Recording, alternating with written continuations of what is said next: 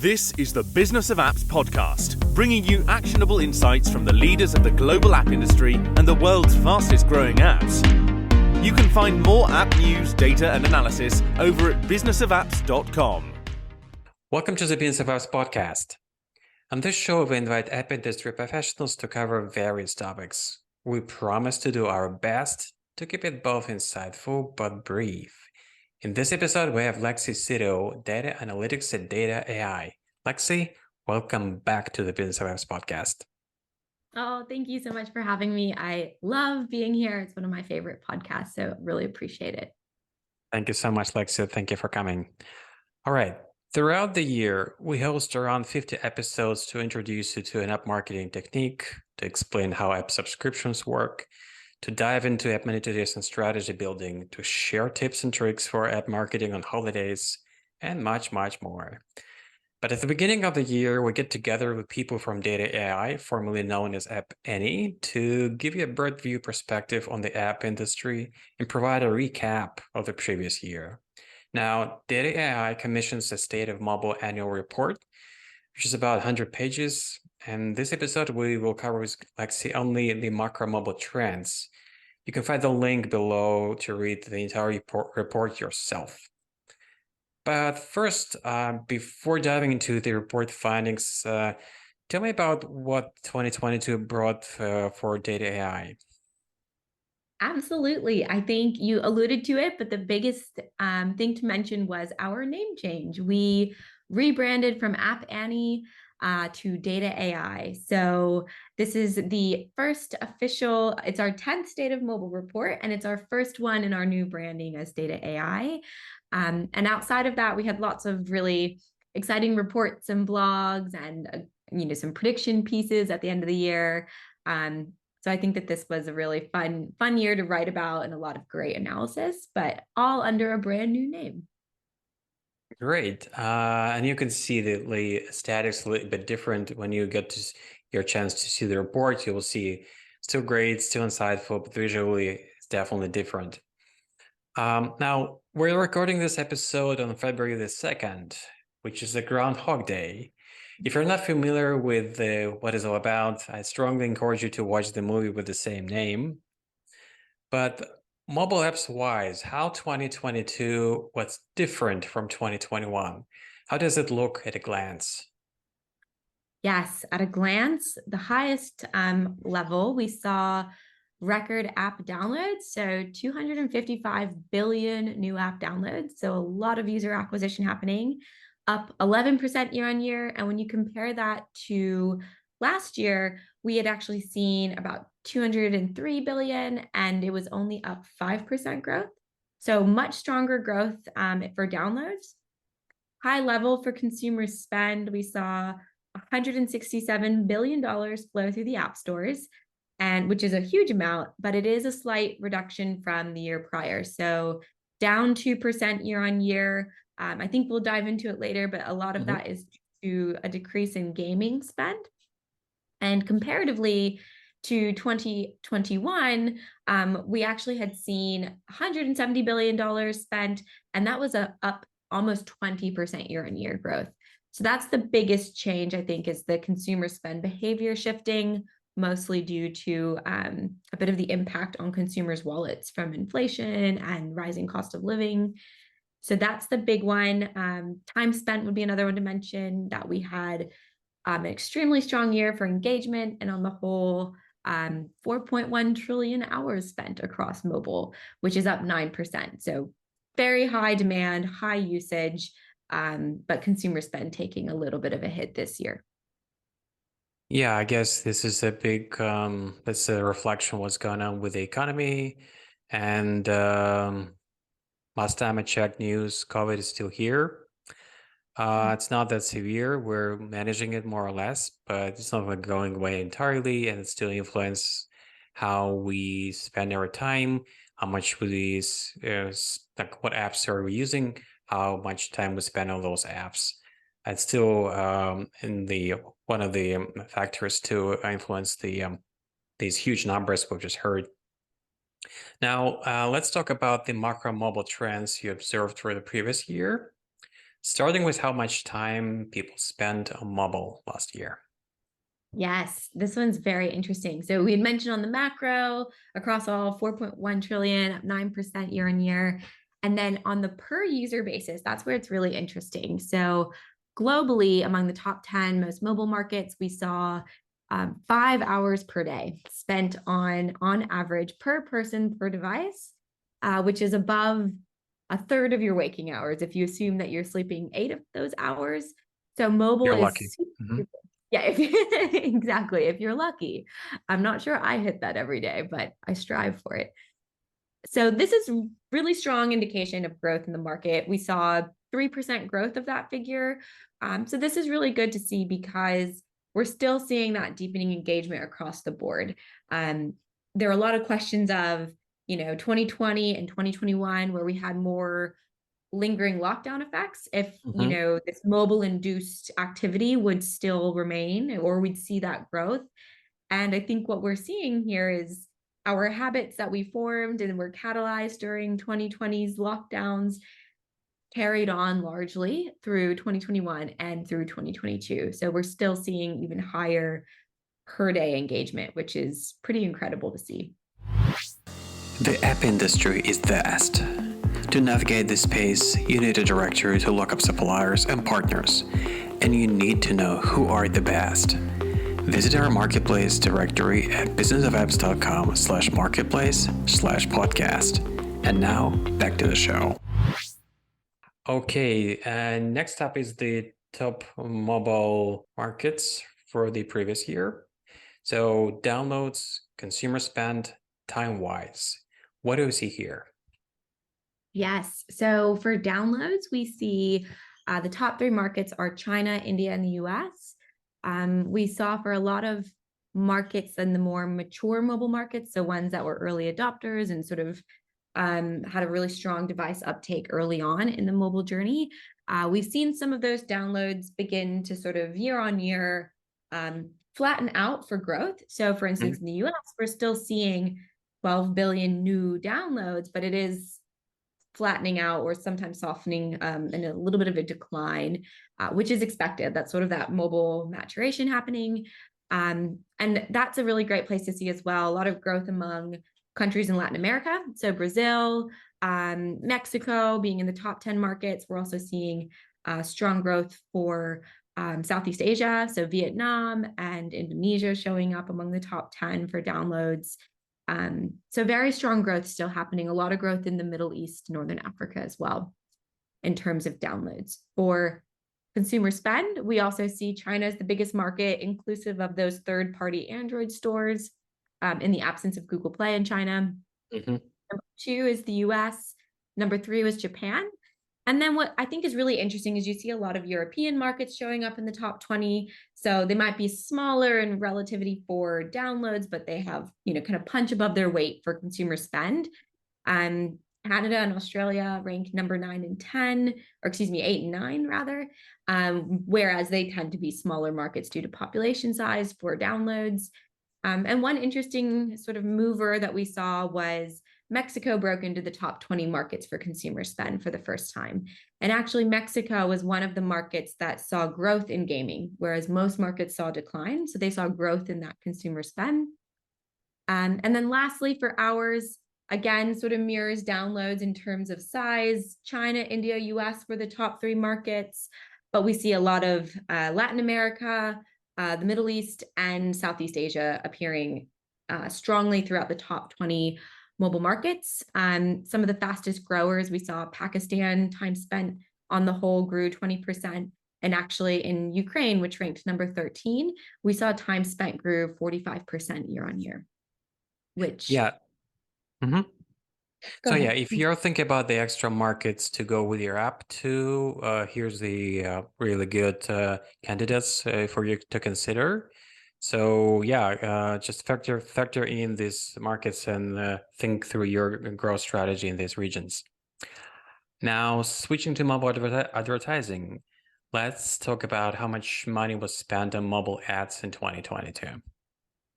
Absolutely. So we saw $336 billion spent on mobile ads. This was up 14% year on year, but that growth rate softened a bit. So as we saw marketing budgets start to kind of shrink this past year, we did see a little bit of a pullback, but mobile is still driving overall digital spend, and digital is still driving the ad industry as a whole. So some of the big levers that are driving that growth are short videos. So things like TikTok, ads in TikTok. Search is still very prominent. So we always have our device on hand, and mobile browsers actually take up about 8% of our time on the mobile phones. So that's still a very strong avenue for getting your search results right where people need them and want them. And we also saw brand marketing continue to grow. So not just app install or performance-based marketing, but looking at just branding campaigns on mobile. Even as early as 2019, we really started to see some traction there, even in the gaming space, where brand ad campaigns being placed in games. So strong growth. We do expect that growth to sort of soften next year, or this year rather, in 2023, where we start to see a bit more impact on the targeting capabilities for ads from ATT and sort of crack down on fingerprinting, as well as Google's privacy changes. But on the whole, as we saw with the time spent metrics and the daily time spent, this is where people are spending their time. And so those dollars are still following those eyes. Yeah, absolutely. This thing is just not possible to change with any introduction of extra measures like par with what Google and Apple did last year and the year before.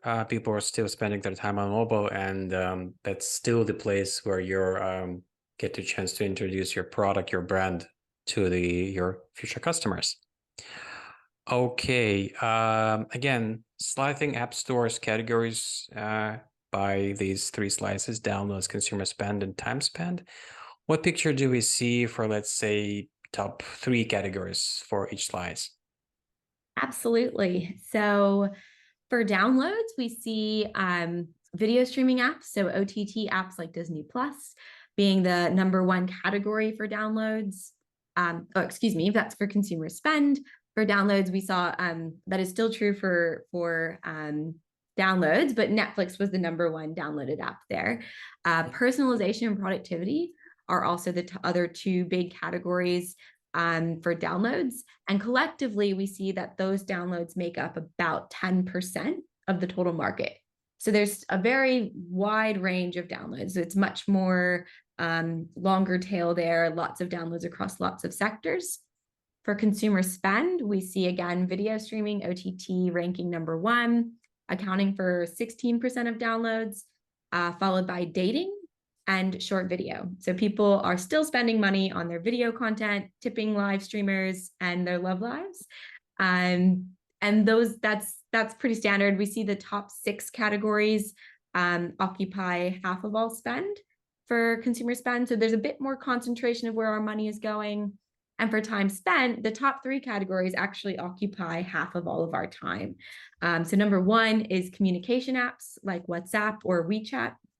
#2, short video apps like TikTok. And #3, video sharing apps, which would be like YouTube. So basically spending a lot of time communicating with folks and then streaming a lot of video.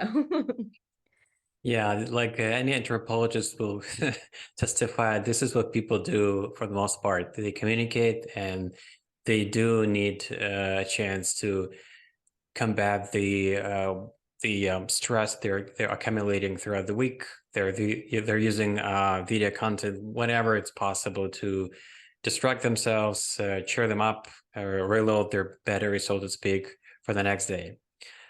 So yeah, the numbers right on par with this observation.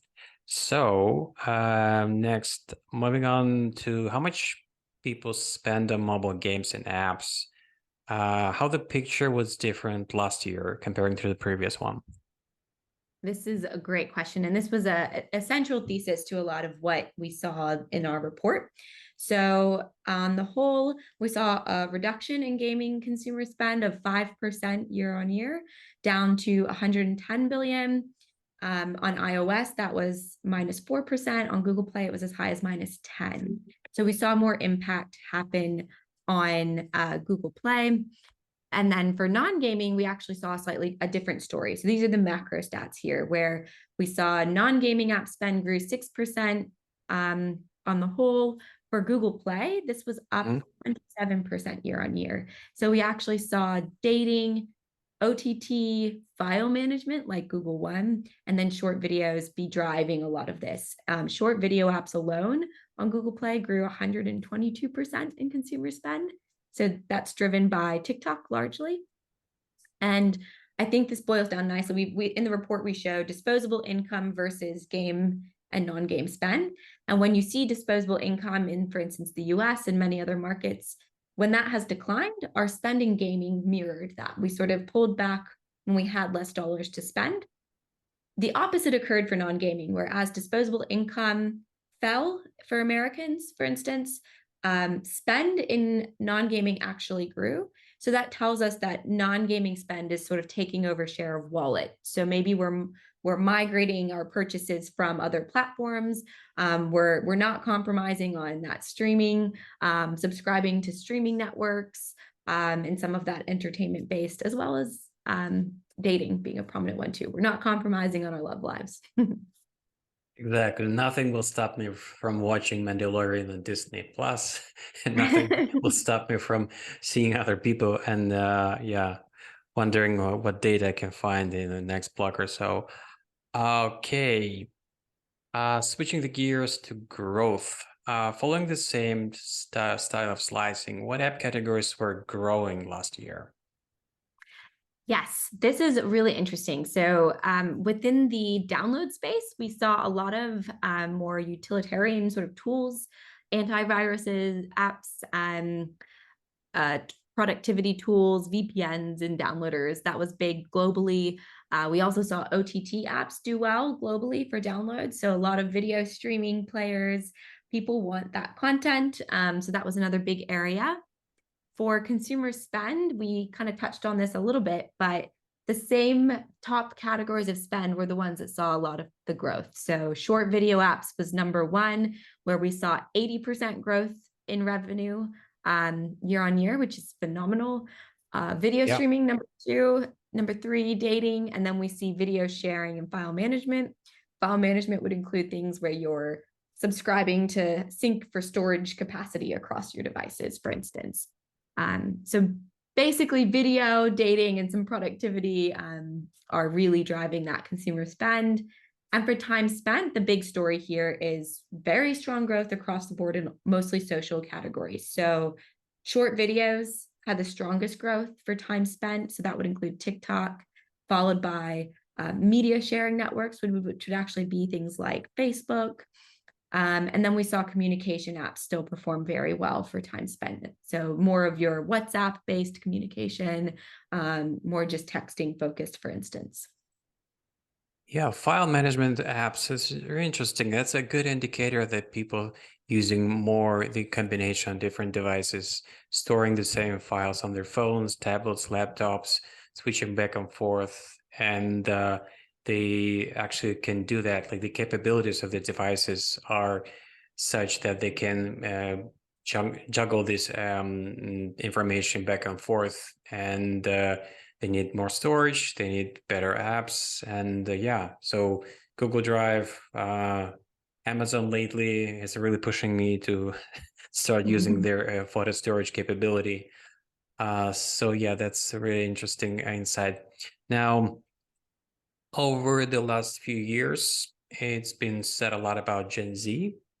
So looking back in 2022, what apps did this generation prefer last year? Yes, so this is a really interesting sector. We saw a lot of user-generated content driving some of this area. So for instance, video editing apps. The average Gen Z person in the US, for instance, was nearly 100% more likely to use a video editing app than other demographic bases.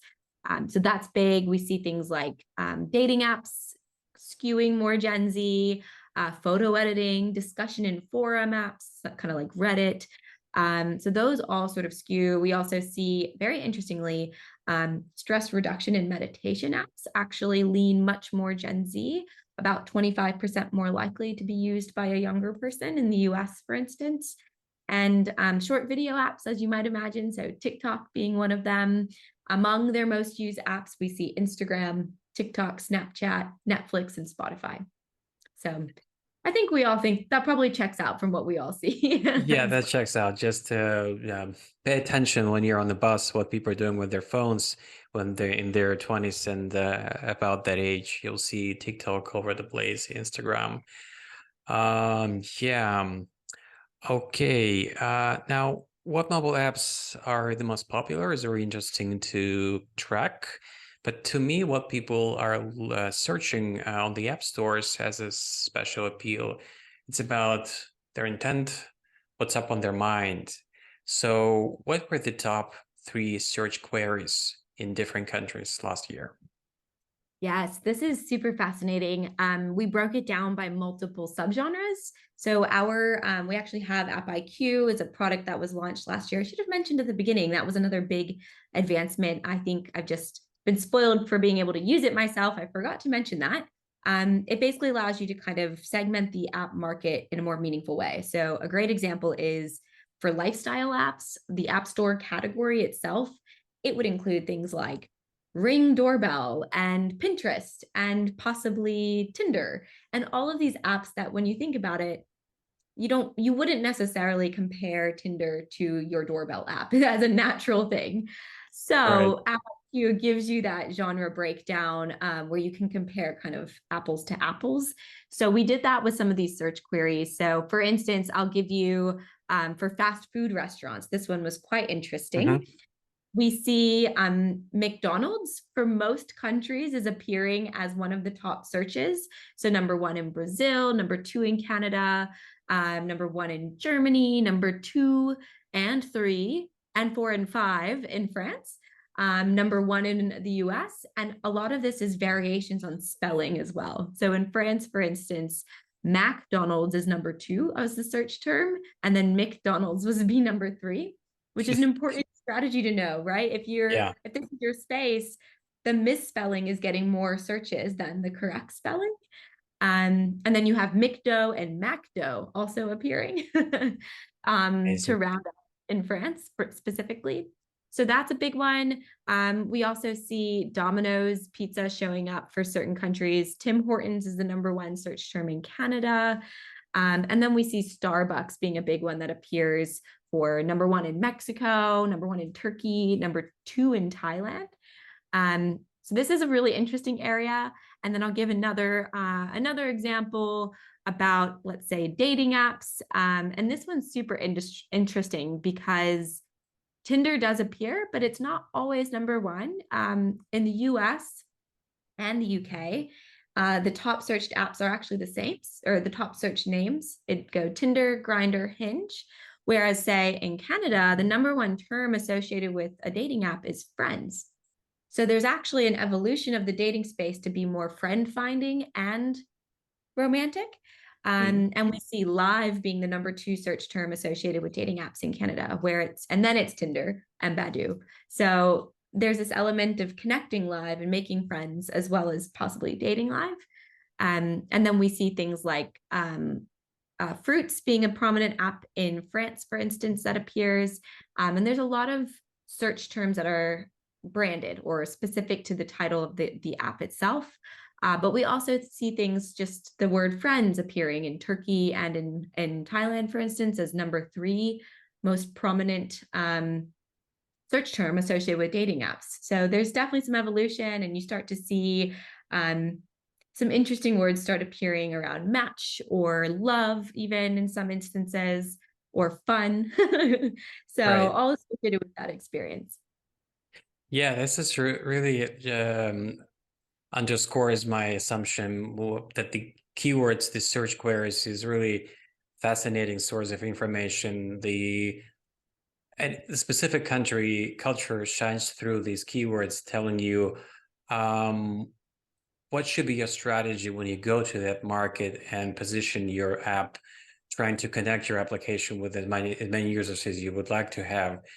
These misspellings, slang words that are not come to mind when you're just learning the language. You need to have this insight into a specific country, to what language people are actually using when they're looking for the app, like your app. This is really fascinating stuff. Okay, before I let you go, just as always, a very final question, which is how can people get in touch with you and get more information about what you do? Absolutely. I would say heading to data.ai/insights, and that's where we've got all of our blogs and reports. You can also sign up and make a free account at data.ai. And if you have questions for me, you can find me on LinkedIn, Lexi Sydow, or I'm on Twitter, but I don't check that as much. So LinkedIn's probably the best one. And I'd love to hear any questions or ideas that people have. Really love discussing this space and happy to do some digging and have some good conversations.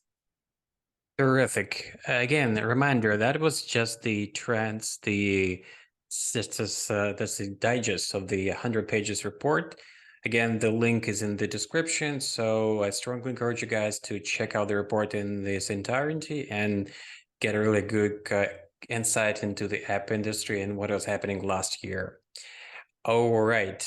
Lexi, thank you so much for coming on the show and spending time with us. Thank you. Thank you. It's been a pleasure. And that was Lexi Sydow, Data Analytics at Data.ai. To listen to more episodes, subscribe to our podcast on iTunes, Spotify, Stitcher, Google Podcasts. Just search for Business of Apps and you will find us easily. Remember, we release episodes on Mondays, so subscribe and you'll be able to get new episodes on your smartphone, tablet, or computer as soon as we release them. And please don't forget to leave us a review or comment on iTunes. It is highly appreciated. And episodes will also be available on businessofapps.com. Thank you for listening. See you next week. Thank you for listening to the Business of Apps podcast. For more, head on over to businessofapps.com.